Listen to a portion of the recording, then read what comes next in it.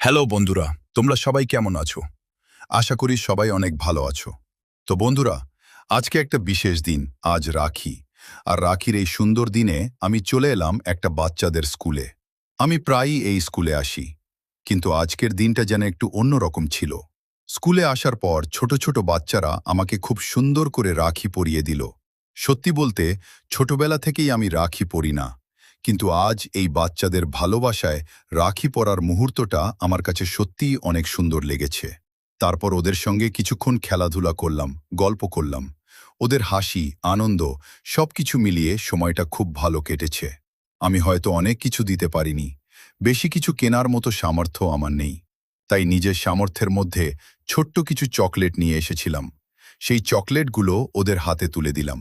চকলেটটা হয়তো খুব ছোট একটা জিনিস, কিন্তু ওদের মুখের হাসিটা আমার কাছে অনেক বড়।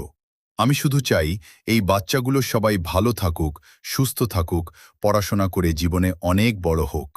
আজ রাখির দিনে ওদের জন্য আমার একটাই কথা, ভালো থেকো তোমরা, মন দিয়ে পড়াশোনা করো, আর জীবনে অনেক ভালো মানুষ হও।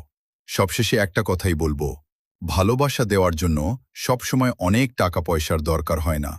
নিজের সামর্থ্যের মধ্যে একটু ভালোবাসা আর একটা হাসিও কারো দিনটা সুন্দর করে দিতে পারে। আজকের দিনটা আমার কাছে সত্যিই অনেক স্মরণীয় হয়ে থাকবে।